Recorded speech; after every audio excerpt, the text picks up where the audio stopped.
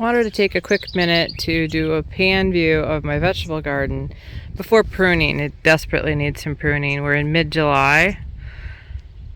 Things are out of control. I've got some annuals here, some dahlias and some other flowers out on my nursery bench. Dill's growing like crazy, but my tomatoes definitely need pruning, which is what I'm going to tackle today. Take a little walk through. So I've got some Brussels sprouts here under this netting to try to protect them from the moss, and it's doing a so-so job. I think I had eggs on some of them before I started, so I'm having to pick worms off, but either way. I got tomatoes back here that are growing, tomatoes here.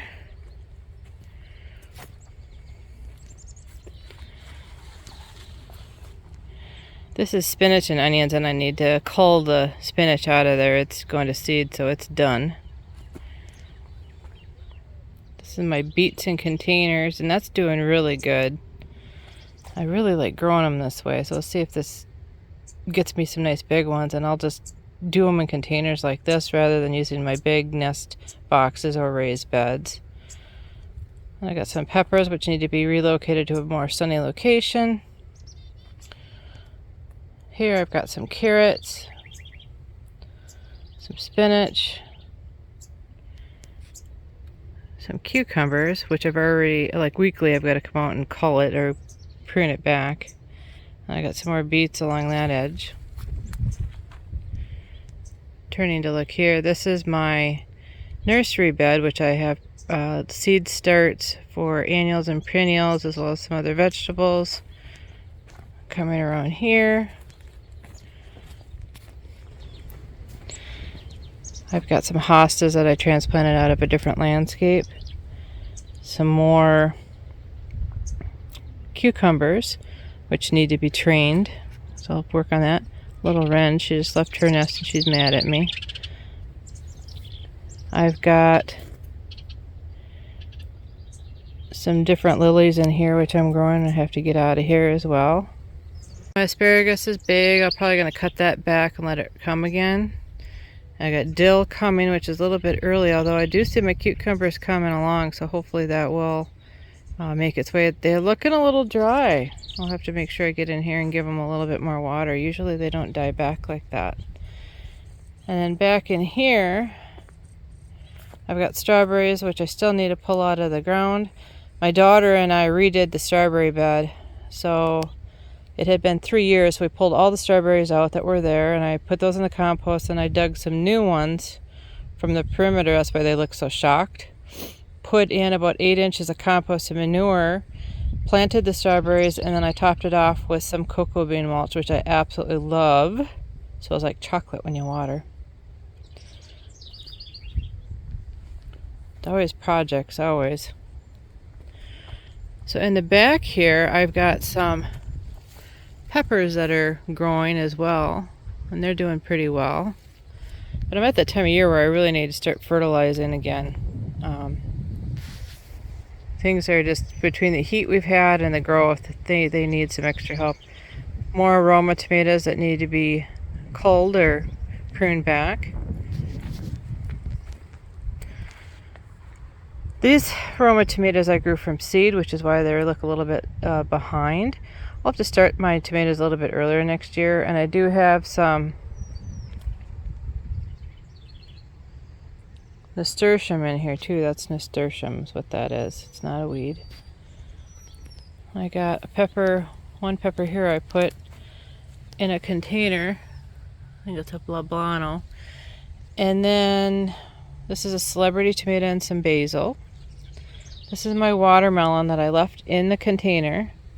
I've been spraying it off. It looks a little brown because aphids are going after it. So I try to spray it off in the morning to get the aphids off there. And then more tomatoes. These are cherry tomatoes, and a whole another container of herbs. So in the future, I think I'm going to put my herbs up by the house in my new kitchen garden up there, and then I'll use these containers for things like carrots and beets. or cucumbers, just because I need more space. And this is the President clematis, which is still blooming. I think it's been a month. Still going good. I keep coming into deadhead, so it keeps going, but everything's looking pretty. Everything is looking pretty healthy. Just need a little bit of garden maintenance. Okay, it's been a couple days since I did my garden cleanup, so let's take another tour and see how things look now that I went through and did some pruning. I'm doing a quick pan right now just to kind of show the overall view of the garden. So starting here, I was able to get some of these lower leaves off, and now you can see the basil, even though that still needs to be deadheaded. And wow, you can really get in here now that I've removed the unnecessary leaves, and you can see just how many tomatoes I have coming. They're looking wonderful. I can hardly wait to cook all the wonderful things that I'm going to make with these. These are just standard Roma tomatoes.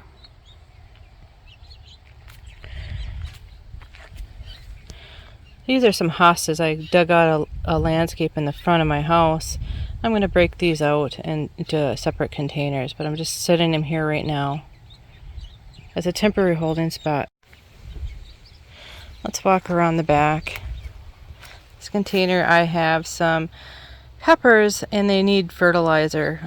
They're just growing really slow. They're just not happy, and we've had plenty of heat, so that isn't it. This container is the beets that we looked at before. They're doing really good. They're getting pretty, starting to grow about an inch. I think they're about an inch in diameter. Some of them may be a little bit bigger. But I don't harvest these until like August, so we got time. In this bin, I had the spinach in there that was done. It was already going to seed. And so all I have left now is onions because I pulled the spinach out. Here's another look at the tomato plants, the cherry tomatoes that I have in the back here. A couple of yellow branching on it, but I got tons of tomatoes on these things. Got some down in there that are ready to be harvested. I had some today on my salad at lunchtime. It was delicious. This bed has more beets in it. I do canned beets, I do pickled beets. Had those today on my salad as well. Pickled beets were yummy. I have some lettuce here.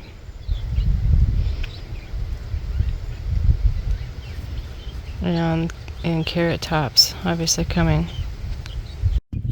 So this is a look at my nursery bench, where I still have some perennials that I've growing here, and some vegetables that I need to get potted up or move them on into their final destinations, but I haven't done that yet. And here I have some just really nice hanging baskets with just different kinds of annuals in there. I put them in there every year just to bring a splash of color into the garden. Also helps to bring pollinators in, which I really like. This variety of lettuce is called Salad Bowl, and I really like it. It's a cross between iceberg and something else. I don't know which, butter crunch maybe, but it's just wonderful. I just love it. It's cut and come again. I do see we're starting to get some seed heads on there, so I'll have to cut those off when I come and harvest another bunch. I try to harvest every 3 days or so. So since I pruned up my cucumbers again, you can really see inside of there. There's so many flowers, and I have some little cucumbers coming. So this particular variety of cucumber is called National Pickling. If you like the miniature pickles, that's the best kind I like, and it works really good. And if we get down in here, I got a couple of them that are really close for picking. It just looks really good. There's another one there. Maybe in 3 days or so I'll have enough for canning. I'll do my first jar of dill pickles, which I absolutely love. Look at all the flowers. I mean, it's incredible. It's really nice to see in, and the bees can see too and get in there pretty easily to do their job. So here is another bunch of cucumbers I tied up and pruned yesterday. These are called Muncher. It's a new variety for me. I've never tried these before, so we're going to see how they do. If they're going to be table kind of cucumbers or ones I can use in canning. But I even use straight 8s in canning. I just pick them really young. But these are munchers. Planted these a little bit later is why they look so much smaller than the others. So this area is where I have my asparagus, and I actually picked some of my lilies off the ground that I'm storing in here for right now and just set them on top for now. I did a hard prune. I had a lot of Japanese beetle, so I pruned it down and they were starting to go to seed, which I didn't want them to do. And then we'll let them come again. This area is what I refer to as my dill forest, and it got really dry. I actually came in and watered last night, which is just bizarre. I've never seen it dry out like this. But we've been in a drought all year. Some areas I water more than others. Obviously the raised beds get watered. But yeah, really good for pollinators too. We already found some caterpillars on them for the swallowtail butterflies. But the bees love it, and again, anything to bring more bees into the garden, I am all in for. Again, these are my strawberries that my daughter and I transplanted, and they're going through a little bit of a shock right now. But when you just, anytime you transplant, you gotta wait and see how it's gonna be and just keep them watered. You can see the new strawberries coming in there. You can see the fresh growth coming off the crown, so these will be just fine. This takes a few weeks. I find that it takes between 4 to 6 weeks after you transplant something for it to get past the transplant shock. What I will do is I'll end up coming in and trimming off the dead stuff and just leaving only the new growth. This is a raised bed of all Roma tomatoes as well. I make a lot of sauce. I want 24 quarts by the time I get done for the season. And my daughter will come get some as well. We make so many delicious dishes with it. Also in here I've got some marigolds, again for pollinator reasons and to keep other pests away. And then I got a nasturtium in here, which I have not brought myself to eat. I'm going to have my husband try it. I don't know. I'm kind of weird about eating flowers. I just can't bring myself to do it. So under the canopy here, you can see I've got one Roma tomato that's starting to ripen all wet ready, which is just wonderful. Probably take another 5 days before it's ready. I was really happy to have so many healthy fruits coming in. In this container, I've got a bunch of bell peppers growing. I think they're doing pretty good. I haven't really dug around too much. You can see they're pretty good sized. But these are supposed to turn red, and I prefer they turn red before I eat them. Although I may do some stuffed peppers early. That's what I like doing with them, is using them for stuffed peppers.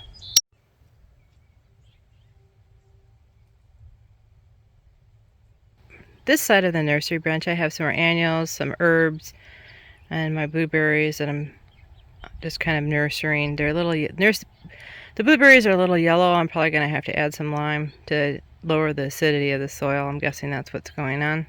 I see the same problem in the ones in the ground, so it's got to be the soil, was my guess. In this little container, I've got some basil and some celebrity tomatoes. Usually the celebrity tomatoes are the first to ripen for me for a slicing tomato. I did start a little bit later this year. We had a very cold spring. Usually I would have had some by 4th of July, but they're a little late this year for me. But they still look very healthy. I've never had a lot of luck raising watermelon, so I decided to leave the main root section in a container where I can give it a high degree of nutrition. And then I'm letting the vines crawl on the ground back here. I've got my very first watermelon on the ground there. I think this is going to be viable, I'm hoping. This is a Jubilee variety, and we got a lot of growing season left, so I'm hoping it will do just fine. I'm going to probably come and add some more blood meal to the container, make sure it has good nutrition. You can see from the leaves there's a little bit of aphid damage. I just come in every day or so and I spray the leaves down with just a steady stream of water. This box has more aromas in. These I grew from seed, so they're a little bit behind the other ones. You can see that variety there. But I'm not loving this variety. Not liking it. It's like a VF variety or something, and I'm just not liking it. I don't like the way it's growing. So I'll have to find another one. I'll have to find another variety that I like. If anybody has suggestions, let me know in the comments. Here are some more cherry tomatoes that I grew from seed. They're doing pretty good. They need a little bit of fertilizer too. And then the pot in the back is all herbs that I will dry and use for my sun-dried tomatoes, which hopefully I'll be able to start within 2 weeks. So if you enjoyed this video, give us a thumbs up so YouTube knows to share this content with others. Also consider subscribing so you don't miss any of my other great tour videos. Thanks for stopping by. Have a great day.